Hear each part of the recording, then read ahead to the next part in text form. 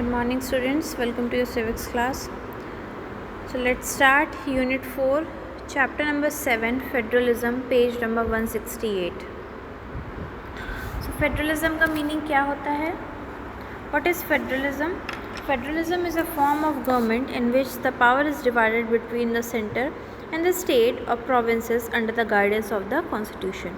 Federalism वो form होती है government की जिसमें जो power है वो सेंटर और स्टेट में डिवाइडेड होती है और जो भी रूल्स एंड रेगुलेशंस है वो किसके फॉलो होते हैं under the guidance of constitution. Constitution में जो रूल्स एंड रेगुलेशंस लिखे हुए हैं उसके अकॉर्डिंग वर्क होता है. So federalism is a kind of mixed government. ये एक तरह की मिक्स्ड गवर्नमेंट होती है जिसमें कुछ पावर स्टेट के पास भी है और कुछ पावर सेंटर के पास भी है.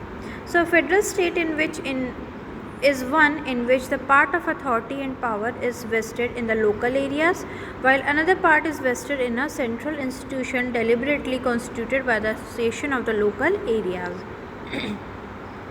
फेडरल स्टेट वो है जिसमें कुछ authority and power local areas के लिए होती हैं जिसको हम स्टेट गवर्नमेंट बोलते हैं कि स्टेट जो है स्टेट वाइज डिसीजन ले सकती है या स्टेट वाइज जो भी प्रॉब्लम्स है उसको कौन कंट्रोल कर सकता है, उसको कौन अथॉरिटी किसके पास होती है कंट्रोलिंग की, स्टेट के पास. जो लोकल जितने भी प्रॉब्लम्स हैं वो स्टेट गवर्नमेंट हैंडल करेगी और जो अनदर पार्ट है जो कंट्री है उसको कौन कंट्रोल करेगा, central government.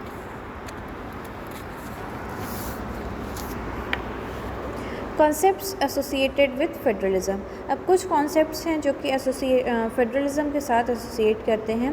Like federal government must have the following essential elements. किसी भी फेडरल गवर्नमेंट के पास में कुछ फॉलोइंग एलिमेंट्स होने चाहिए. Like first is 2 sets of politics. There should be 2 set of politic unit, one at the regional level and one at the national level. Means 2 set होना चाहिए हमारे पास पॉलिटिक्स का. एक सेट जो है जो रीजनल लेवल है उस पर वर्क करेगा और जो दूसरा सेट है वो नेशनल लेवल पे वर्क करेगा. Each government is autonomous in its own sphere. In some countries there is a concept of dual citizenship but in India we have only a single citizenship. कुछ countries ऐसी होती है जहाँ पे dual citizenship होता है लेकिन हमारी कंट्री में, हमारी इंडिया जो कंट्री है वहाँ पर सिंगल सिटीजनशिप होता है. 2 सेट्स ऑफ पॉलिटिक्स मीन्स कि जहाँ पे रीजनल और नेशनल लेवल दोनों पे वर्क होता है और दोनों के लिए अलग अलग पॉलिटिक्स और अलग अलग सिस्टम सेटअप है. Next is 2 sets of identities. In federal system people have dual identities. They belong to a region where they stay as well as the nation. For instance, we are Bihari, Gujarati, Marathi as well as Indians. So हमारे पास 2 set of identities भी है.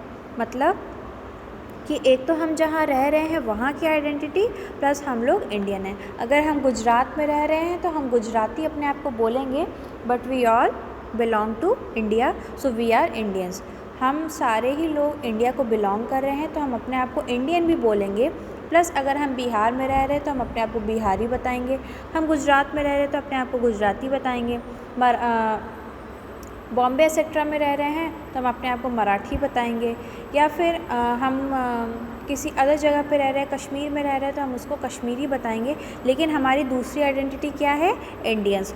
सो हम जहाँ रह रहे हैं वो भी हमारी आइडेंटिटी है रीजनल वाइज और हम इंडिया में भी बिलोंग कर रहे हैं. तो हमारी नेशनल और रीजन दोनों की आइडेंटिटी होती है. Third is written and rigid constitution. जो फेडरल गवर्नमेंट है वहाँ पे रिटन कॉन्स्टिट्यूशन की ज़रूरत है और ये रिजिड होना चाहिए. मींस कि हम अपने अकॉर्डिंग, अपनी सूटेबल के अकॉर्डिंग कॉन्स्टिट्यूशन को चेंज या फिर अमेंडमेंट ना करें इसमें.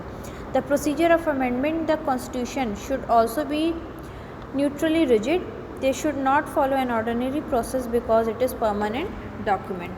हम अपनी सूटेबिलिटी के अकॉर्डिंग कॉन्स्टिट्यूशन को चेंज नहीं कर सकते हैं या अपने फ़ायदे के लिए कॉन्स्टिट्यूशन को नहीं चेंज कर सकते हैं क्योंकि हमारा कॉन्स्टिट्यूशन रिटन फॉर्म में है और एक रिजिड है. Division of powers. Federal government में पावर्स डिवाइडेड होती है between the centre and the state. कुछ सब्जेक्ट्स जो है, कुछ सब्जेक्ट से रिलेटेड पावर स्टेट के पास होती है और कुछ सब्जेक्ट से रिलेटेड पावर सेंटर के पास में होती है। Independent judiciary, a powerful independent judiciary is also an essential element which explains the constitution time to time. जो हमारा जुडिशियल सिस्टम है वो बहुत ही पावरफुल है और कॉन्स्टिट्यूशन में भी ये डिफरेंट अपना एसेंशियल एलिमेंट्स प्ले करता है। And devises solution to clash power between the centre and the state in between two और मोर स्टेट्स। अगर कुछ क्लैश होता है सेंटर स्टेट में या दो स्टेट्स के बीच में या दो से ज़्यादा स्टेट्स के बीच में अगर कोई क्लैश होता है तो जो हमारा ज्यूरिडिक्शन है, मीन्स जो कोर्ट है, जो जजेस हैं, वो इसके ऊपर डिसीजन ले सकते हैं। And last is central legislature with 2 houses. हमारे लेजिस्लेचर्स में 2 हाउसेस होते हैं जिसमें अनइक्वल रिप्रेजेंटेशन नहीं हो सकता है। The first house lead to unequal representation because of its population based representation. जो 2 हाउसेस हैं हमारे उसमें अनइक्वल रिप्रेजेंटेशन होता है क्योंकि जो पहला हाउस है वो उसमें जो पॉपुलेशन है हमारी, जो जनरल पब्लिक है वो वोट करती है, वो अपना रिप्रेजेंटेटिव चूज़ करती है।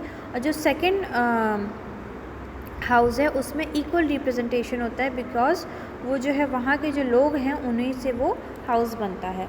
सो लोकसभा, राज्यसभा, ये आपको सभी को पता है कि 2 हाउसेस होते हैं। लोकसभा मीन्स जो हम जिनको चूज़ करते हैं और राज्यसभा मीन्स जहाँ पे खुद के वहाँ पे members and council of ministers appoint किए जाते हैं। Next is federalism in the Indian constitution. The most important feature of the federal system adopted by the Indian Constitution is the principle of that relation between the center and the state would be based on cooperation. सबसे important features क्या होना चाहिए federal system का कि जो हमारी Indian constitution है उसमें कोऑपरेशन के बेसिस पे सेंटर और स्टेट वर्क करें, एक दूसरे को समझते हुए काम करें। Next is federal features of Indian constitution. कुछ फेडरल फीचर्स और भी हैं, like first is distribution of power in the constitution. जो डिस्ट्रीब्यूशन है पावर की वो कॉन्स्टिट्यूशन इक्वली या फिर रैंक वाइज सबको प्रोवाइड करे। और जितने भी जो 3 लिस्ट हैं हमारी, यूनियन लिस्ट, स्टेट लिस्ट और कॉन्करेंट लिस्ट, उसमें जितने भी सब्जेक्ट्स हैं उसके अकॉर्डिंग सबको पावर्स दी जाए। कुछ जो लोकल सब्जेक्ट्स हैं उनके लिए भी पावर्स होनी चाहिए और जो स्टेट या फिर नेशनल लेवल के जो सब्जेक्ट्स हैं उनके लिए भी पावर होनी चाहिए। Second is supremacy of the constitution. Constitution को हमेशा सुप्रीम रखना चाहिए कि कॉन्स्टिट्यूशन में अगर कोई चीज़ लिखी हुई है या फिर कोई रूल्स एंड लॉज बने हुए हैं तो उसको हमेशा हमें ओबे करना चाहिए, फॉलो करना चाहिए। The federal government own its existence to the constitution. All executive, legislature and judicial powers, whether the resting or the center or offline units, are all included in the constitution and are determined by the constitution. In Indian federal system, the constitution is supreme and all the units of government derive their power from the constitution. जितनी भी level की government है या जितने भी units हैं government के, उन सबको कॉन्स्टिट्यूशन से ही पावर मिली है और जो भी कॉन्स्टिट्यूशन में लॉ एंड ऑर्डर्स लिखे हुए हैं उन सारे ही गवर्नमेंट को फॉलो करने होते हैं। Next is written constitution. हमारा जो कॉन्स्टिट्यूशन है वो रिटन है और हम अपने अकॉर्डिंग उसमें चेंजेस नहीं कर सकते हैं। Rigidity of the constitution means अभी अब मैंने बताया कि जो कॉन्स्टिट्यूशन है वो रिजिड है, उसको हम अपने अकॉर्डिंग या ऑर्डिनरी बेसिस पे चेंजेस नहीं कर सकते हैं। अथॉरिटी ऑफ द कोर्ट्स, जो कोर्ट्स है, जजेस हैं, वो सुप्रीम होते हैं, उनका जो डिसीजन होता है वो मानना पड़ता है। Division of powers. Indian Constitution has created 2 sets of politics, one for the entire nation called the Union Government or Central Government and one for each state called the State Government. जो Indian Constitution है उन्होंने 2 set of politics decide किया है, पहली तो central government और दूसरी state government.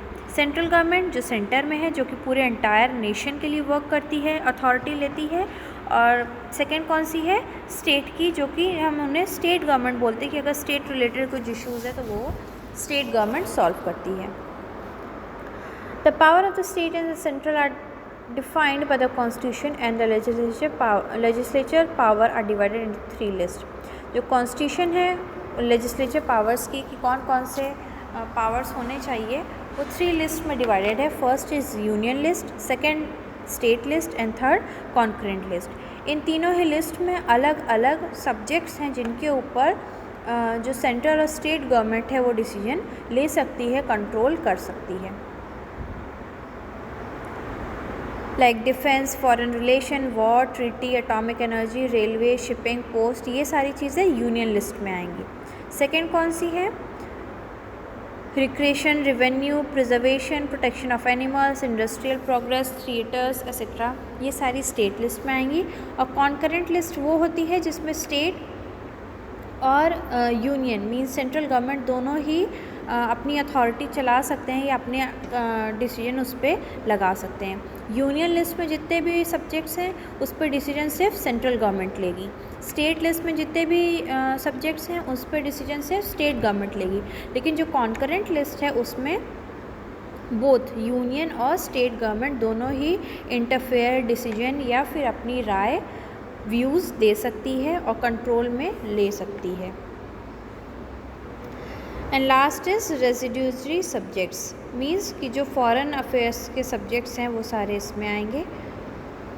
Even in India the residuary subjects, the subject not included in the above three list is included in the jurisdiction of the central government. इन तीनों ही list means union list, state list और concurrent list में जो subjects छूट गए हैं वो सब्जेक्ट्स रेसिड्यूरी सब्जेक्ट्स में ऐड किए जाते हैं। और इस पे भी सेंट्रल गवर्नमेंट के पास ये राइट है कि वो लॉ बना सकती है या कंट्रोल अपना कर सकती है, या अथॉरिटी इसकी किसके पास होती है? सेंट्रल गवर्नमेंट के पास में। Next is federalism with a strong central government. Federalism हमेशा तभी स्ट्रॉन्ग हो सकती है जब हमारी सेंट्रल गवर्नमेंट बहुत स्ट्रॉन्ग रहेगी। Following are the provisions of the constitution which make the centre strong. कुछ प्रोविजंस ऐसे हैं या कुछ स्पेशल पावर्स ऐसी हैं जो कि सिर्फ सेंट्रल गवर्नमेंट को दी गई है बाय द कॉन्स्टिट्यूशन, कि जिस पे सिर्फ सेंट्रल गवर्नमेंट ही डिसीजन ले सकती है। लाइक डिक्लेरेशन ऑफ इमरजेंसी, अगर कोई ऐसी सिचुएशन आती है कि जिस पे आपको इमरजेंसी डिक्लेयर करनी पड़े तो उस पर सेंट्रल गवर्नमेंट डिसीजन ले सकती है। Second is absence of dual citizenship, अगर किसी का आपको जो डुअल सिटीजनशिप है मींस कि आप इंडियन भी हो मराठी भी हो, इस बेसिस पे अगर आपको जो दो सिटीजनशिप हमें मिली हुई है इसमें से किसी एक को आपको कैंसिल करना है तो ये राइट भी किसके पास है? सेंट्रल गवर्नमेंट के पास है। Uniformity in jurisdiction, judiciary reflects the unitary bias of the constitution. Bias means interest और फेवर टूवर्ड्स वन। अगर आप देखते हैं कि कोई जो जज है या फिर कोई कोर्ट है, जो जुडिशरी है वो बायस हो रही है किसी एक के लिए, तो सेंट्रल गवर्नमेंट के पास ये राइट है कि उस जज को या उस जुडिशरी को हम रिमूव कर सकें। The supreme court exist at the top of the entire judicial system. जो सुप्रीम कोर्ट है वो सबसे टॉप पे है हमारे जो जुडिशियल सिस्टम है उसके लिए। There is only one judicial system for the entire country. और तब जो है जितनी अदर भी जो सिंगल ज्यूरिडिक्शन सिस्टम है उसको अबॉलिश करके, उसको ख़त्म करके सुप्रीम कोर्ट को ही टॉप पे रखा जाता है। There is only one judicial system for the entire country. No other federal country has such a unified judicial system. Fourth point is existence and territorial integrity of state in the hands of center। जो भी territorial integrity है state की या other जो related matters हैं वो किसके हाथ में होते हैं? सेंटर के हाथ में। In order to make the center powerful, one more provision has been added to the constitution which entitles the center to change the boundaries for the state and create new state if necessity arises। अगर कोई state है जिसकी boundary को हमें और बढ़ा करके या फिर कोई नए स्टेट को इमर्ज करना है, या अगर कोई पुराना स्टेट था उन दोनों को कोई दो स्टेट्स को मर्ज करके कोई एक स्टेट करना है, ये सारी पावर भी किसके पास में होती है? सेंटर के पास में होती है। Fifth point is appointment of the governors. Like इसमें आप देखेंगे examples, Meghalaya and Arunachal Pradesh way created in 1971। ये जो मेघालय, अरुणाचल प्रदेश या फिर उत्तरांचल, छत्तीसगढ़, ये जितने भी स्टेट्स क्रिएट हो रहे हैं या दो स्टेट्स को मर्ज किया जा रहा है या किसी स्टेट की बाउंड्री को बढ़ाया जा रहा है, ये सारी पावर्स जो इम्पोर्टेंट पावर्स हैं वो सेंटर के पास में होती है। अपॉइंटमेंट ऑफ द गवर्नर्स, जो गवर्नर्स होते हैं उनके अपॉइंटमेंट की राइट भी किसके पास में होता है? सेंटर के पास में। ऑल इंडिया सर्विसेज, जो आईपीएस होता है, आईएएस होता है, इसमें जो यूनियन पब्लिक सर्विस कमीशन होता है, इसमें जो अपॉइंटमेंट होता है या फिर जो डिसिप्लिनरी जो एक्शंस लिए जाते हैं कि किसी ऑफिसर को आप रिमूव कर सको या किसी ऑफिसर को आप कोई अच्छी पोजीशन को दे सको, ये सारी चीज़ें या ट्रांसफ़र रिलेटेड जो भी चीज़ें हैं वो सेंटर के पास में ही होती हैं। They can be transferred to any part of the country and thus the center here to holds an upper hand over the state। और इसमें भी किसी का अगर ट्रांसफ़र भी करना है तो सेंटर ज़्यादा सुपीरियर है कोई भी डिसीजन लेने में than state. Next is economic support to state। The center has sufficient funds from which it assists the state when such a need arises। Central government के पास में बहुत सफिशिएंट फंड्स हैं जिससे अगर स्टेट को कभी भी पैसे से रिलेटेड, मनी रिलेटेड कोई भी प्रॉब्लम आती है सो वो सेंटर की हेल्प ले सकता है। And last is in case of martial law, the power of the union government is further strengthened by Article 34, which authorizes the parliament to protect any person in the service of the union and the state in respect of any act done by him to maintain or restore order। This has paved the way for the Armed Forces Special Powers Act। This has created tensions between the people and armed forces on some occasions। Conflict in India's federal system, कई बार ऐसा होता है कि centre और state के बीच में कुछ conflict भी हो जाता है, कोई ऐसा टॉपिक होता है, कोई ऐसा डिसीजन होता है जिस पे सेंटर और स्टेट एग्री नहीं करते हैं म्यूचुअली और उन दोनों के ही बीच में, उन दोनों ही गवर्नमेंट के बीच में कॉन्फ्लिक्ट क्रिएट हो जाता है। सो पहला तो है लेजिस्लेटिव रिलेशंस, जो लेजिस्लेटिव रिलेशन है।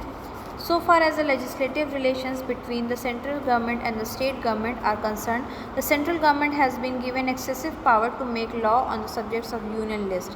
कई बार ऐसा होता है जो सेंट्रल गवर्नमेंट को बहुत ज़्यादा पावर्स दी गई हैं जितने भी इम्पॉर्टेंट डिसीजंस लेने के लिए, तो कई बार स्टेट को ये चीज़ें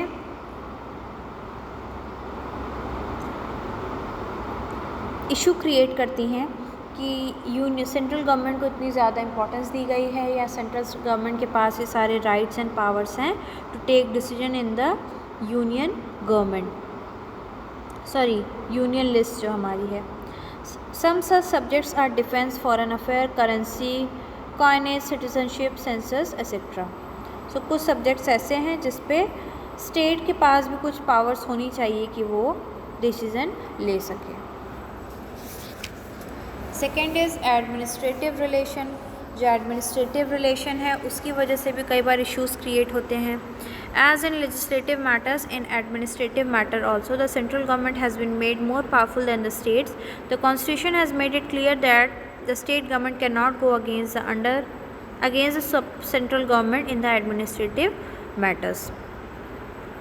द कॉन्स्टिट्यूशन ने ये क्लियरली बताया है हमें कि स्टेट गवर्नमेंट किसी भी कंडीशन में सेंट्रल गवर्नमेंट के अगेंस्ट में नहीं जा सकती है in administrative matter. The state government have to work under the supervision and control of the central government. State government हमेशा कंट्रोल में, सेंट्रल गवर्नमेंट की कंट्रोल में वर्क करेगी और सुपरविजन भी किसका रहेगा? Central government.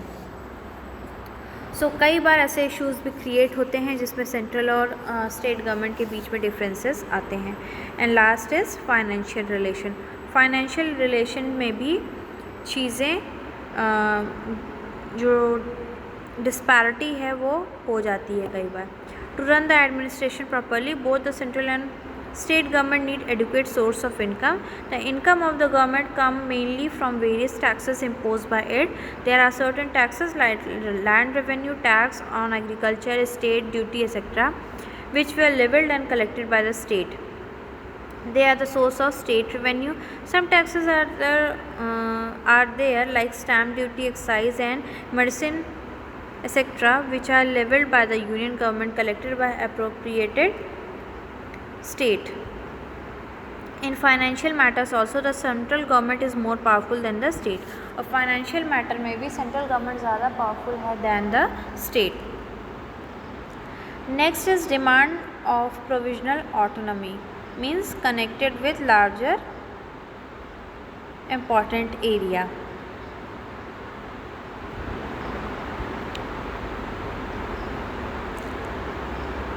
There has been a long-standing demand to give more autonomy of state under the Indian federalism. The three important reasons for such demand. कौन कौन से reasons हैं जिसकी वजह से जो सेल्फ गवर्नमेंट की डिमांड की जाती है? कल्चरल एंड लिंग्विस्टिक इशू, जो कल्चरल और लिंग्विस्टिक इश्यूज़ हैं उनके लिए. पावर कंसंट्रेशन,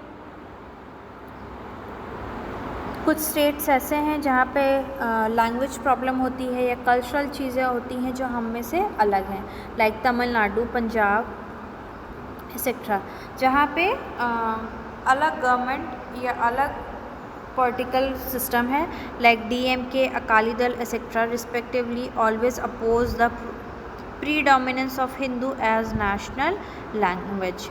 जहाँ पे लैंग्वेज प्रॉब्लम है उन सारी जगह पे भी सेल्फ गवर्नमेंट की डिमांड की जाती है. Second is power concentration. State access the centre that they have to face a lot of problem due to central control over administration. State कई बार ये अक्यूज़ करता है कि जो सेंटर को इतनी ज़्यादा पावर्स दी गई हैं जिसकी वजह से कई बार प्रॉब्लम्स फेस करनी पड़ती है एडमिनिस्ट्रेशन को लेकर के. Hence the power must be distributed in favour of states. Power को हमेशा स्टेट के फेवर में डिस्ट्रीब्यूट करना चाहिए. Different subjects of the nation have been classified under 3 schedule in the 7th schedule of the constitution. Central list, state list, concurrent list. इसमें state wise या state के लोगों को ध्यान में रख कर के पावर्स डिवाइड होनी चाहिए. Third is financial autonomy and fourth is administrative machinery. Financial के लिए और एडमिनिस्ट्रेटिव मशीनरी के लिए भी जो ऑटोनॉमी कई बार डिमांड करती है सेल्फ गवर्नमेंट की. Role of governor and president rule in states. The role of governor has always been a controversial issue between the state and the central government. Firstly, being the parliamentary system, he has been assigned the role of constitution head, and secondly, he has been given the power as an agent of the center to defend the unity and autonomy of the country under federal structure. जो governor होते हैं या जो president होते हैं उनका क्या role होता है स्टेट में रूल करने में से रिलेटेड. फर्स्टली, पार्लियामेंट्री सिस्टम में कॉन्स्टिट्यूशन को हेड माना गया है, एंड सेकेंडली जितनी भी पावर्स है वो किसके पास है? स्टेट सेंटर के पास है या फिर कॉन्स्टिट्यूशन के पास है. सो जो फेडरल सिस्टम है उसमें ऑटोनॉमी वर्क नहीं कर सकती है. जब भी वर्क होगा स्टेट और सेंटर हमेशा मिल करके कोई भी वर्क कर सकता है. और कहीं पे भी अगर प्रेसिडेंट के पावर्स का मिसयूज़ हो रहा है या गवर्नर के पावर्स का मिसयूज़ हो रहा है तो सेंट्रल गवर्नमेंट के पास ये राइट है कि वो उन लोगों को रिमूव कर सके. Demand for new state. In Indian politics, the demand for new states is perhaps not a new one. Under British regime, different provinces were formed in the country to satisfy the exponential tendency. The public expectations were totally ignored. कई बार ऐसा होता है Indian politics में कि नया state की demand होती है जिसमें पब्लिक की जो एक्सपेक्टेशंस है उसको टोटली इग्नोर किया जाता है और कंट्री की जो सेटिस्फैक्शन होता है, जो कंट्री की जो सेल्फ नीड होती है उसको टॉप पे रखा जाता है. Under such a situation after independence, preference was given to recognise the state on the basis of common language and similar culture. इसीलिए इंडिपेंडेंस के बाद में जो भी स्टेट या फिर किसी भी स्टेट को अगर रिकॉग्नाइजेशन मिलता है तो वो कॉमन लैंग्वेज और सिमिलर कल्चर के बेसिस पे ही मिलता है. For this purpose provisional recognisation commission was form. और इसीलिए प्रोविजनल रिकॉग्नाइजेशन कमीशन फॉर्म हुआ था. In 1954, the State Recognition Commission was set up and it recommended creation of linguistic state, at least for the major linguistic groups. So 1954 में State Recognition Commission setup हुआ था कि जितने भी linguistic states हैं, specially जो अलग लैंग्वेज बोलते हैं, जिनकी लैंग्वेज हमसे मैच नहीं करती है, लाइक तमिल्स, मराठीज़ या और भी जितने भी जो डिफरेंट लैंग्वेजेस को बोलते हैं, उनके लिए एक डिफरेंट स्टेट सेटअप होना चाहिए. अगर हम सारी ही छोटी छोटी स्टेट्स लैंग्वेज को ना ध्यान में रख सकें तो एटलीस्ट जो मेजर लिंग्विस्टिक ग्रुप्स हैं उनके लिए एक अलग स्टेट होना चाहिए, लाइक गुजरात, महाराष्ट्र, पंजाब, हरियाणा, मणिपुर, अरुणाचल प्रदेश, मेघालय, बिहार, उत्तर प्रदेश. ये सारे जो कुछ स्टेट्स ऐसे हैं जहाँ पे लिंग्विस्टिक बेसिस पे स्टेट्स को डिवीज़न किया गया. Inter states conflict. अब कुछ इंटर स्टेट कॉन्फ्लिक्ट भी होते हैं, लाइक बॉर्डर डिस्प्यूट, बॉर्डर से रिलेटेड डिस्प्यूट होते हैं. Second is water dispute. Water से रिलेटेड होते हैं कि वाटर का या जो रिवर है वो कहाँ से कहाँ तक फ्लो करेगी, या फिर वाटर को इक्वली या अनइक्वली अगर डिस्ट्रीब्यूट किया जाए, या फिर जो रिवर है उसको अनइक्वली डिस्ट्रीब्यूशन मिले, या जो कैनाल्स हैं, डैम्स हैं, ये सारे बेसिस पे भी डिस्ट्रीब्यूट कई बार क्रिएट होते हैं. Next is special provisions. India is a vast country in which the diversities of language, dietary habits, way of living and conduct and behavior exist. If we see all these from a distance, in fact, the Indian culture has been given to her people a complete freedom in regard to personal matters. जो हमारी country है उसमें हम बहुत सारी languages को, habits को, लोगों के रहन सहन के तरीके को, बिहेवियर को, कल्चर को, ये सारी ही चीज़ें देखते हैं. हमारे इंडियन कॉन्स्टिट्यूशन में ये हमें फ्रीडम दी गई है कि हम अपने अकॉर्डिंग, अपनी पर्सनल मैटर्स के अकॉर्डिंग डेवलप कर सकें. ये जो हमारे पास अपॉर्चुनिटी है उसका और भी ज़्यादा बेनिफिट ले सकें. This characteristics of Indian culture was very well known to the makers of the Indian Constitution.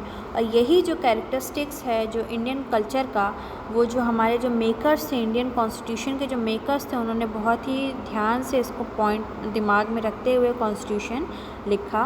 In order to give ample opportunity for the complete development of different caste, language, culture and taste of this vast country.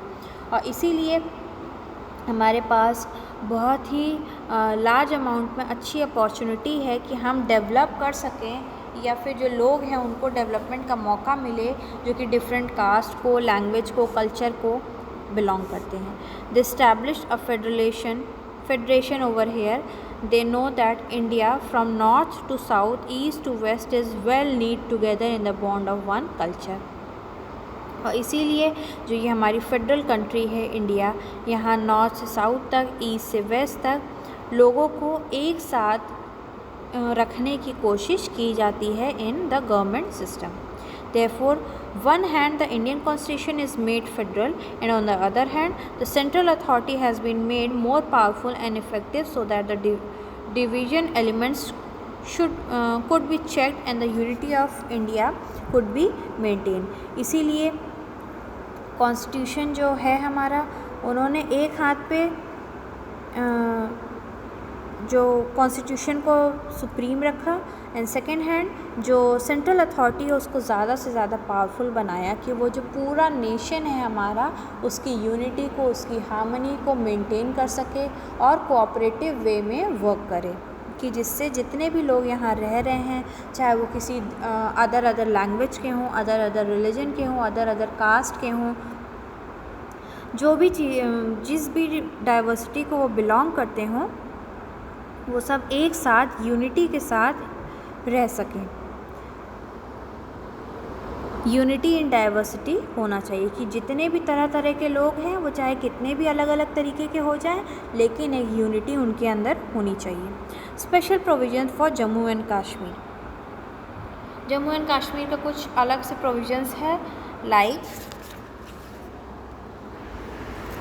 आप देखेंगे separate constitution of the state, जो state है Jammu and Kashmir उसका अलग से constitution है और ये कब बना था 1957 में।